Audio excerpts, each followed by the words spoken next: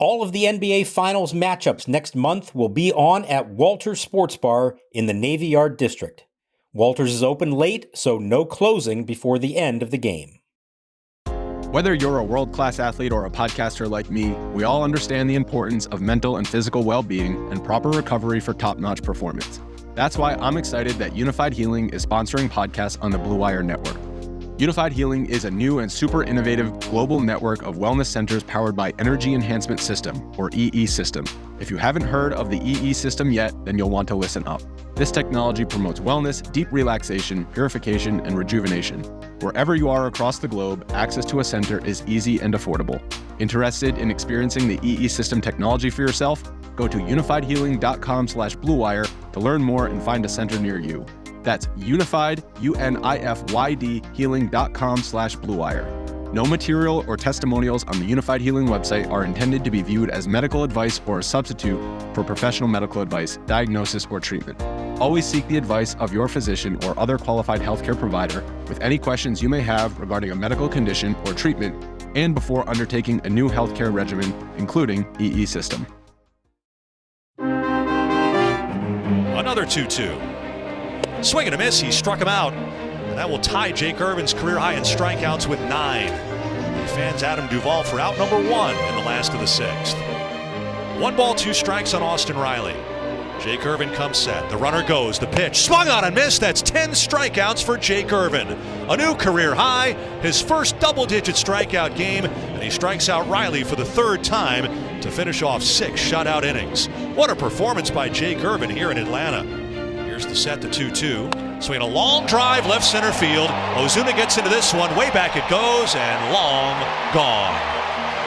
Atlanta 1, the Nationals nothing.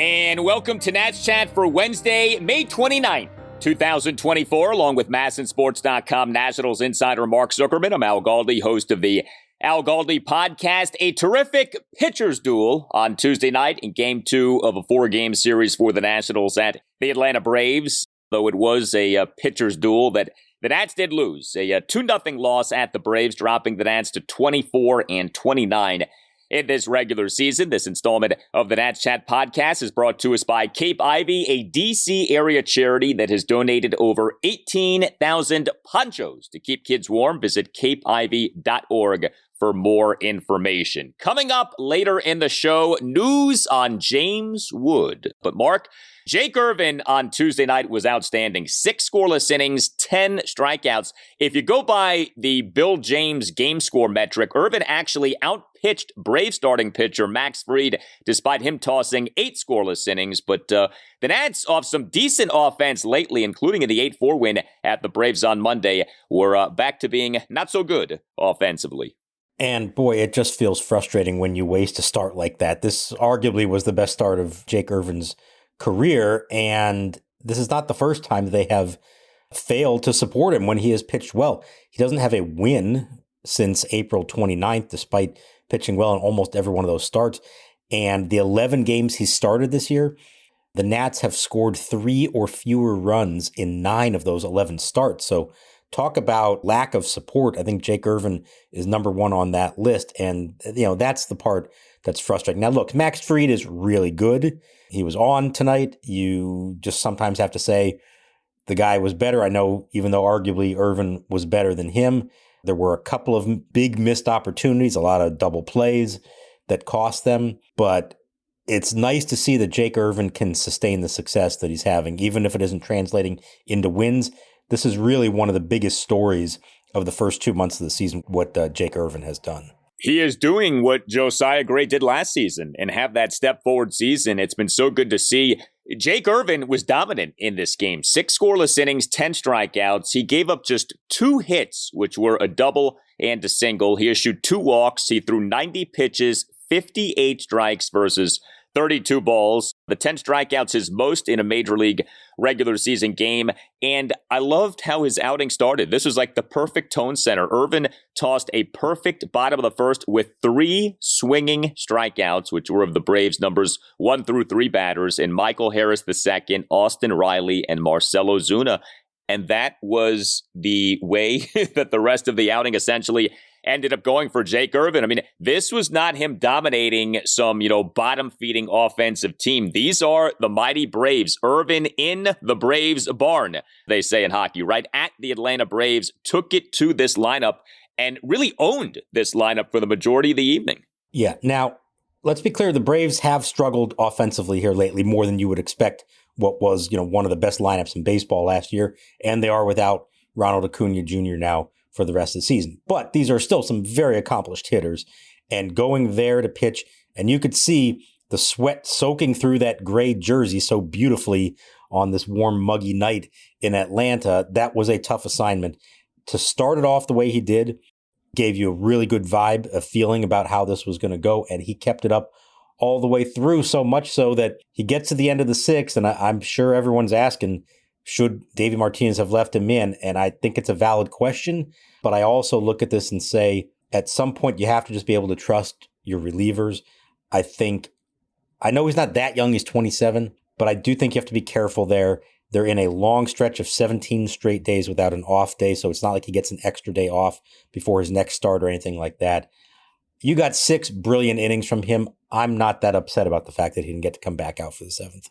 No, and you allowed 2 runs. I mean, you lost this game because your offense got shut out. Giving up 2 runs is not why you ended up losing this game, and there's no way of knowing what would have happened with Irvin in that 7th inning. I mean, you're not talking about a fresh Jake Irvin at that point. You're talking about potentially a diminished Jake Irvin at that point. You look at his numbers now for this regular season, 11 starts, ERA of 3.43, a whip of 1.03. That is best among Nats starting pitchers, and a walks per 9 innings of 1.57, best among Nats starting pitchers. The Nats' best strikeout pitcher in terms of starters, of course, is Mackenzie Gore, but the Nats' best pitcher this season in terms of preventing base runners, if you're just looking at the starters, has been Jake Irvin. He has been that good in that department.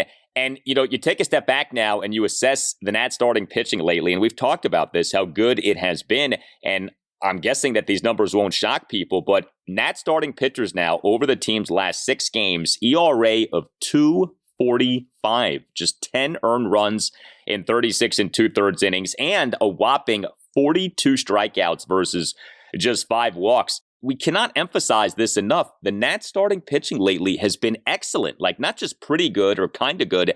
The Nats starting pitching lately has been like upper tier of MLB. It's been really good to see. You just wish that more wins were coming because of the starting pitching. I mean, if you just base this on how they've pitched this season, you would say this is a team that should have a winning record right now and be in the thick of the wild card race, at least at this early stage of the season. And the reason they're not has absolutely nothing to do with the job the rotation has done. And really, for the most part, has little to do with how the bullpen is done. It's all about the offense. It's been such a great development, especially when you consider that their opening day starter only made 2 starts before getting hurt, especially considering that Cade Cavalli has not yet made his season debut, and considering that all those numbers you're giving include Patrick Corbin, who, as we know, has been basically the same guy that he's been for several years now, and bogging those numbers down. So what the other 4 have done has just been phenomenal. In Jake Irvin's case, I think what's so interesting, you mentioned the lack of walks. That's the biggest improvement. You look at his numbers, giving up similar number of hits to last year. He was 8.8 last year. He's right around 8 this year. A few less home runs, which they as a staff have done really well of. Strikeout numbers are about the same. It's actually down a little bit. But the walk numbers, he had 4 walks per 9 innings last year. He's at 1.5 this year. Trusting his stuff, a really good fastball curveball combo in this game in particular, and saying, hey, I don't care how accomplished you guys are that I'm facing tonight. My stuff's good enough to get you out. And so that says to me that this is a young or less experienced pitcher really coming into his own and understanding what he's capable of doing and believing in himself. And that makes such a difference. How often the last couple of years have we talked about guys just nibbling around the zone and getting hurt by that, either by falling behind in the count or walking batters and the pitch count getting sky high. That's such a big growth for Jake Irvin from year 1 to year 2. And you just hope he can keep that up, because that is how you have a successful career as a big league starter, if you can limit the free passes to the extent that he is. There are three things that stand out to me in terms of Nats starting pitching this season versus the last few seasons. Number one is what you just talked about, a reduction in the issuing of walks. Number two is a big-time reduction in the giving up of home runs. And number three is the frequency with which starting pitchers are throwing so many strikes in these games. I'll go through how many pitches he threw, how many strikes he threw, how many balls he threw. And it feels like so often now we are remarking on how many strikes the Nats starting pitcher threw in the game. And those three departments are three departments in which Nats starting pitchers, save for Corbin, have excelled this season. And, even with Corbin, at times we've talked about how, it's not as bad as it has been, although, he's not having a good season, that's for sure.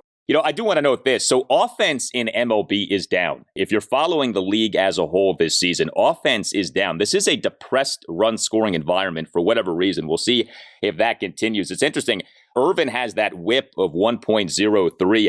That's only like top 20 in the majors among qualified pitchers. Like a lot of guys have whips under 1 for this season. So we'll kind of see where that takes us. But even when you factor in the downtrodden run scoring environment, the Nats still are pitching well, like in comparison to other teams. So I do want to make that point. But it is notable that offense, for whatever reasons, is down in MLB so far this season. When Meg Smith's son couldn't stay warm in the hospital, she designed fleece ponchos that kept him warm and wouldn't interfere with his IV lines. Now, Meg donates ponchos made with fun fleece fabrics to other hospitalized children through an all-volunteer nonprofit. Cape Ivy is a D.C. area charity that has donated over 18,000 ponchos across the country to keep kids warm in memory of Meg's son. Check out their website, capeivy.org. For each $10 donation, a child receives a poncho. That's CAPEIVY.org. This is the story of the one. As a maintenance engineer, he hears things differently. To the untrained ear, everything on his shop floor might sound fine, but he can hear gears grinding or a belt slipping.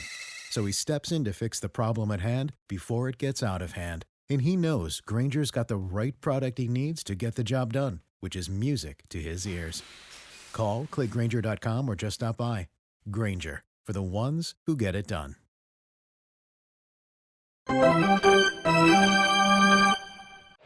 Barnes holds the set, the kick and the pitch. Swing a line drive to left. This is deep. It's playable. Winker makes the catch. He will fire it toward the plate, and it'll be by the cutoff man Senzel and through, but not in time. Olsen scores on the sac fly for Kelnick, and it's 2-0 Atlanta.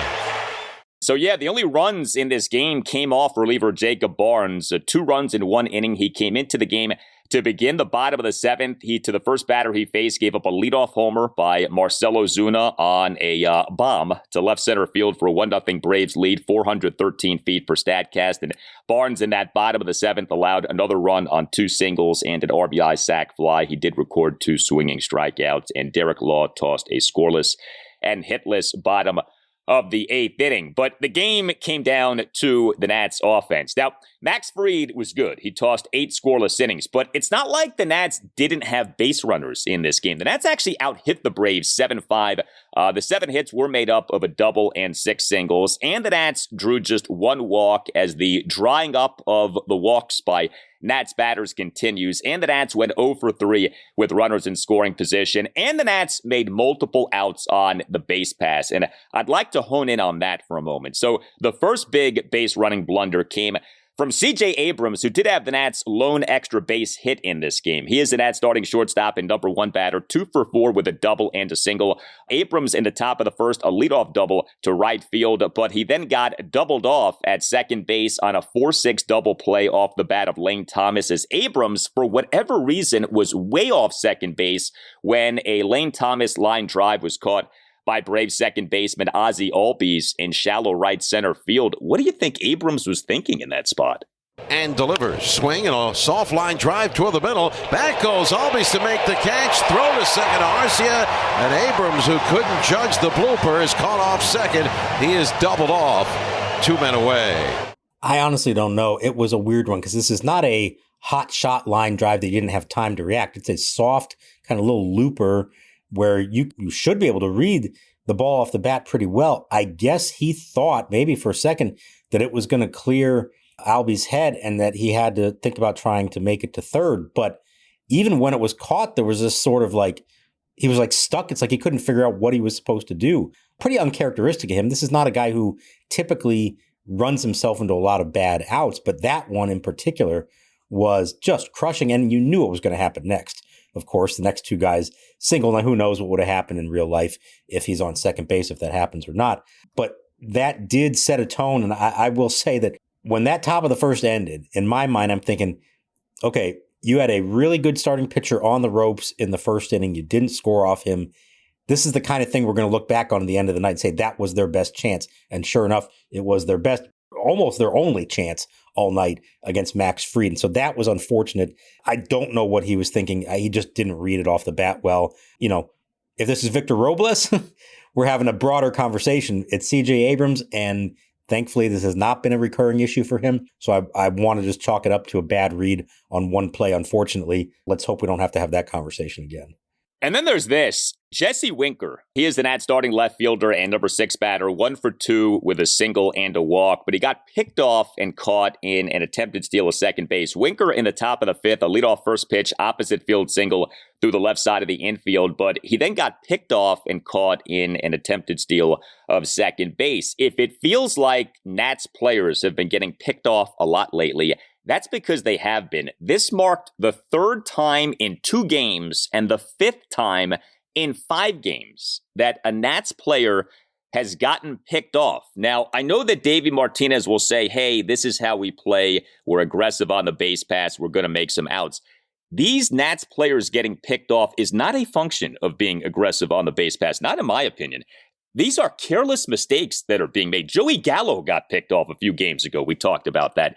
That is inexcusable. Over a 5-game stretch, 5 times a Nats player getting picked off. And over the first 2 games of this series, 3 times a Nats player getting picked off. Yeah, look, it's one thing if you're trying to break on the pitch and you're trying to steal second and the pitcher catches you and you're out, 1-3-6. A lot of these have not been that. These are not guys that are trying to steal and they're just getting caught. Now, Fried, that was a really good move, maybe even bordering on almost a balk. He took it right down on the pitch clock, down to 0. He picks up his front leg and just kind of hovered there in midair for a split second. And I think Winker, he's not trying to steal, but he just assumes that this is a pitch to the plate, not a pickoff attempt. And to Fried's credit, he puts his foot down and gets the throw off to first and wasn't called for that. And it completely caught Winker off guard. But again, you can't, in these kind of games, allow that to happen. I get it. You're trying to get a good lead off of first, all that kind of thing. They study this stuff. They know who has good moves or not, especially if you're facing a lefty. You got to be 100% sure he is going to the plate before you make any kind of move towards second base. And that one cost them. And as you said, this is happening too much. And again, if it's Abrams and he's already, he's trying to get a good jump on the pitcher to try to steal second, that's one thing. But this is not. This is, like you said, Gallo. It's Winker. I think Senzel was picked off recently. These are not guys that are trying to steal bases. And that's something they do need to clean up here real quick. Because if you're not going to score a lot of runs, get a lot of hits, you cannot afford to give away any outs on the bases. No, and especially as the Nats' rate of stealing bases has slowed down here lately, these guys getting picked off stands out. And, I don't know how much of this has to do with Gerardo Parra as the first base coach. I mean, he certainly got some of the credit when the Nats were stealing all of those bases, but this has got to get cleaned up. We've had this conversation, it feels like a bunch in the life of this podcast, the Nats making too many outs on base pass, Nats players getting picked off, etc. And it's really come up here lately. So, hopefully that ends because you don't hit and you get picked off of bases. Bad combination. 3 of the Nats' 7 hits on Tuesday night came from Joey Meneses. He is the Nats starting first baseman, and number 3 batter went 3 for 3 with 3 singles. Meneses in the top of the first, a 2-out opposite field single to no man's land in right field. Top of the 4th, a leadoff single into left field on a 1-2 pitch, and the top of the 7th, a leadoff first pitch single up the middle. But otherwise, there just was not a lot happening with the Nationals offense in this game. And we saw some guys have some rough games. We've talked about Riley Adams struggling lately. He was an Nats starting catcher and number 8 batter for this game, 0 for 3 with 3 strikeouts. Ildemaro Vargas, who we know has been so good for the Nats this season, he is a Nats starting second baseman and number 7 batter, went 0 for 3. Keibert Ruiz got cooled off, starting designated hitter, and number 5 batter, he went 0 for 3. Just a bad night against, like we said, a good starting pitcher in Max Fried. You know, it's interesting. The Nats actually lately had been better offensively. 8 runs in the 8-4 win at the Braves in Game 1 of this series. 22 runs over the previous 4 games. And that's actually scored some runs in winning 2 or 3 over Seattle over the weekend. But this game on Tuesday night felt so similar to so many other games we've seen with the Nats these last few weeks. Well, and I know the overall numbers show that they have scored some runs, but I feel like those all come in individual games. And it's kind of been an all or nothing situation. They're not scoring, 3, 4, 5 runs. They're either being held to 0 to 2 or they're scoring 7+ on other days. So I think you want to see some more consistency from them. The other thing that stood out to me in this game, the double plays. I mean, you grounded into 3 of them and then the line out on the other one. They actually had the leadoff man on base in 5 of the 8 innings against Fried. So there were opportunities, but they only advanced that guy to second base twice. And the double plays just killed them, just sucked all the energy out of a lot of these rallies. Almost everything they hit was on the ground or strikeout. There were only a couple of balls that even left the infield, a few fly balls. I get it. Really good pitcher, but you got to try to get the ball up in the zone a little bit. There were some bad chases. Riley Adams, on one of his strikeouts, you could see Fried was just toying with him, soft stuff down below the zone, and he couldn't lay off of it. All those things. I mean, you mentioned the lack of walks. They are not drawing walks right now at all.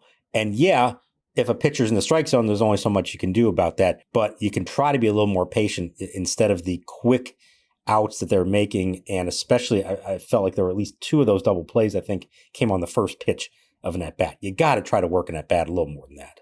Your Nationals team slash line now for this regular season is we are 53 games into the 162, batting average of a 230, on base percentage of 303, slugging percentage of 359.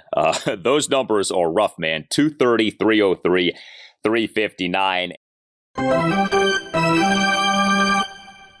Hey guys, Al Galdi here to tell you about the latest offer from Window Nation for listeners of the Nats Chat podcast. The time has come. The time for Window Nation's semi-annual sale. 50% off all window styles plus 0% interest for 5 years and an additional bonus if you schedule an appointment this week. This runs through the end of the month. You know, many so-called wood or composite windows are actually made from waste materials like wood fibers and cannot beat the efficiency of Window Nation's insulated vinyl windows. Window Nation's vinyl windows can do everything that you need and at a fraction of the cost of wood or composite windows. You see, nobody does windows like Window Nation does. Call 866-90NATION or visit windownation.com and tell Window Nation that you want the deal that you heard about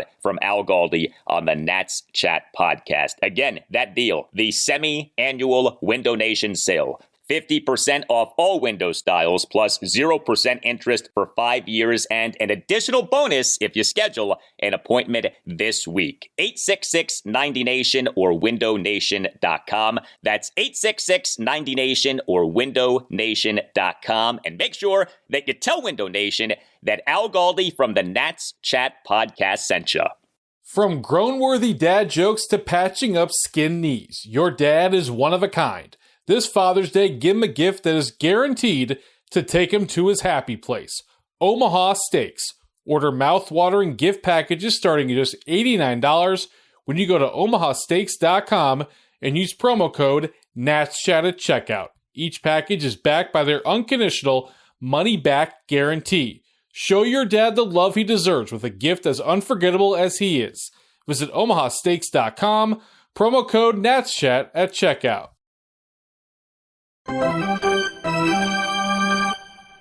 Cade Cavalli's going to pitch on rehab again this week, swinging a ground ball, first base side, and fair. Gets by Meneses down the right field line. Karam off the stands to Thomas. Chance with a throw to second. He is out at second base.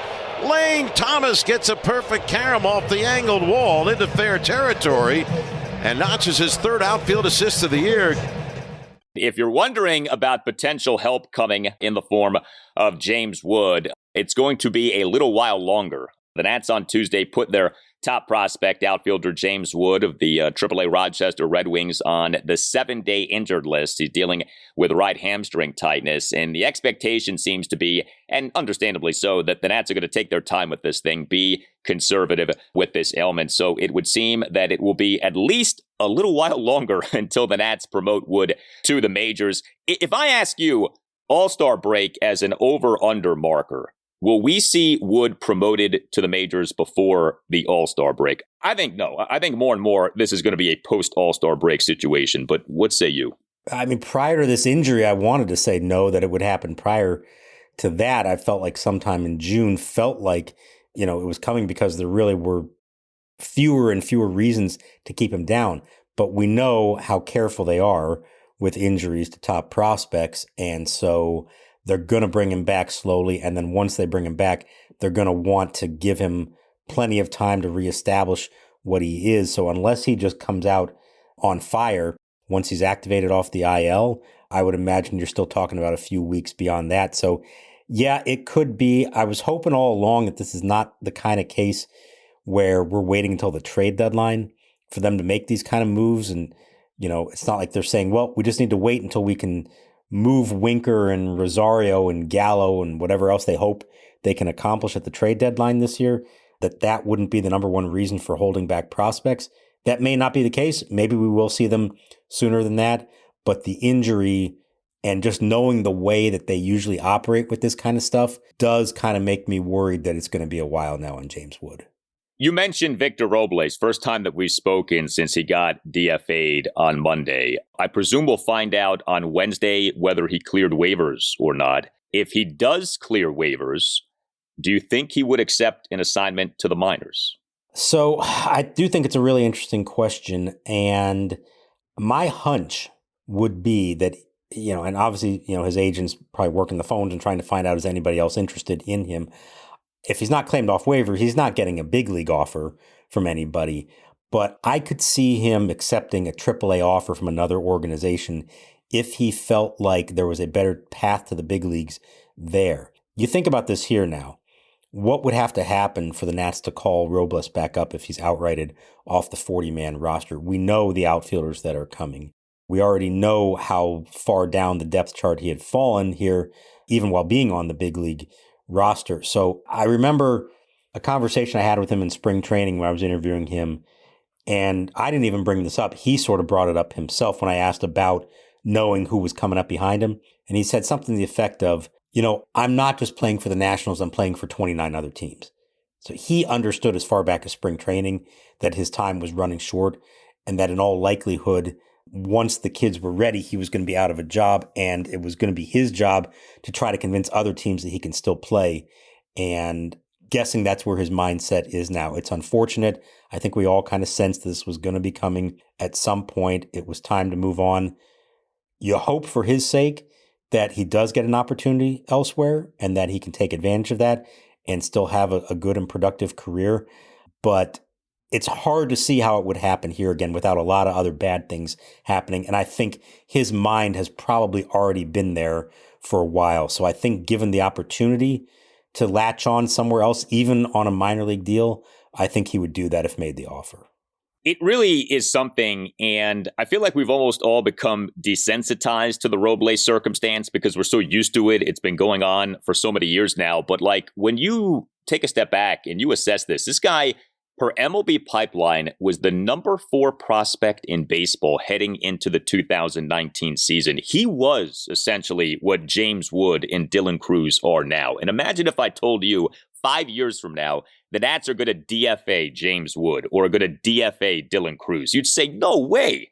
How is that going to happen? And yet that's exactly what happened with Robles. And the thing about it is, Wood and Cruz, it remains to be seen what they do in the majors. We saw Robles be good in the majors. We all saw that 2019 season. And the thing that still mystifies me, and I brought this up on the last installment of the podcast, is what happened to him as a batter?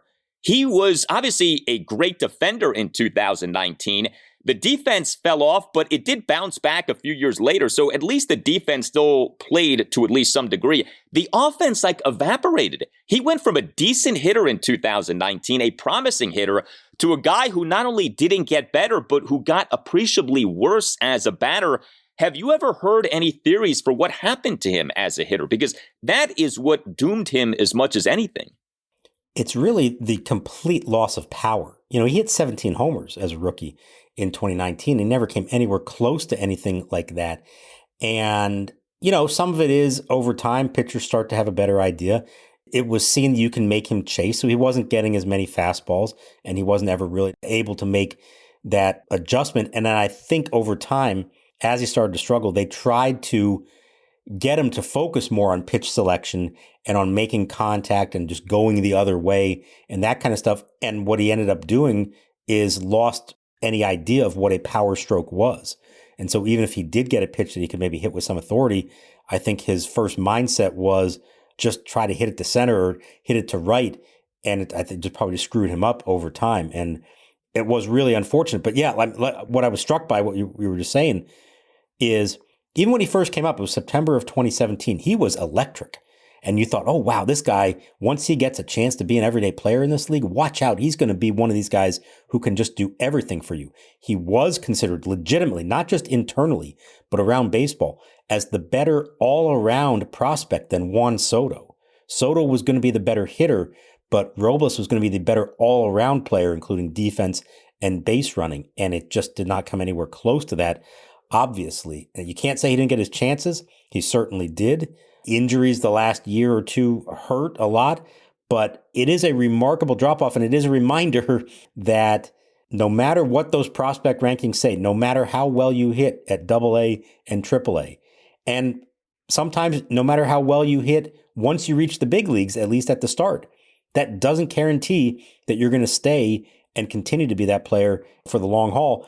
You hope that doesn't happen with James Wood, Dylan Cruz, and others, but this is a cautionary tale that it can happen. And again, it's just so odd that he did do well in the majors.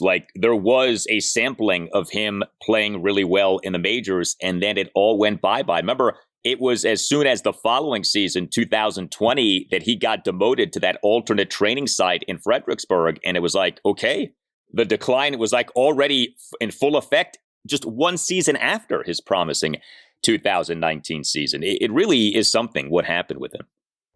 Here's another thing I wanted to point out, and I think we lose sight of this fact, how long he had been with the organization. He was signed as a teenager out of the Dominican in 2013. That's 11 years with the organization. And he's still only 27, and you do have to give these things time with those Latin American prospects and understand it doesn't happen right away. He was called up at a young age, but had success and then fell off. And now here's a remarkable thing that I thought about and looked up to figure it out. So he was the longest tenured player in the organization, signing with them in 2013. You know who the next longest tenured player in the organization, not at the big league level, but in the organization, do you know who that is?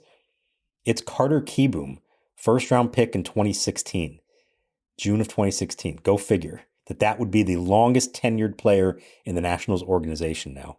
That is something. The graybeard, Carter Kieboom. Who knew? You tell us what you think. Hit us up on X at @Nats_chat. You can email the show, natschatpodcast@gmail.com. This installment of the Nats Chat Podcast has been brought to us by Cape Ivy, a D.C. area charity that has donated over 18,000 ponchos to keep kids warm. Visit capeivy.org for more information. Well, off the Jake Irvin gem on Tuesday night, we get Mackenzie Gore next in this 4-game series for the Nats at the Braves. Game 3 Wednesday night at 7:20. Gore, who is coming off a really good outing, will be the Nats starting pitcher. You can visit us on our website. We certainly invite you to do that, natschatpodcast.com, at which you can purchase a Nats Chat Podcast t-shirt. All Nationals radio highlights on Nats Chat are courtesy of 106.7 The Fan. For Mark Zuckerman, I'm Al Galdi. We thank you for listening, and we'll talk to you next time on the Nats Chat Podcast.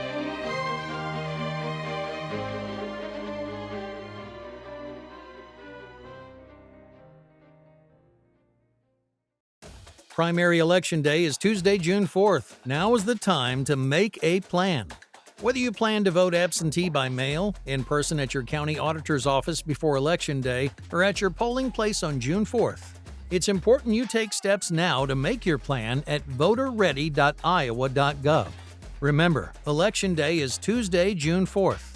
Find more info at voterready.iowa.gov. This message is presented by the Iowa Secretary of State.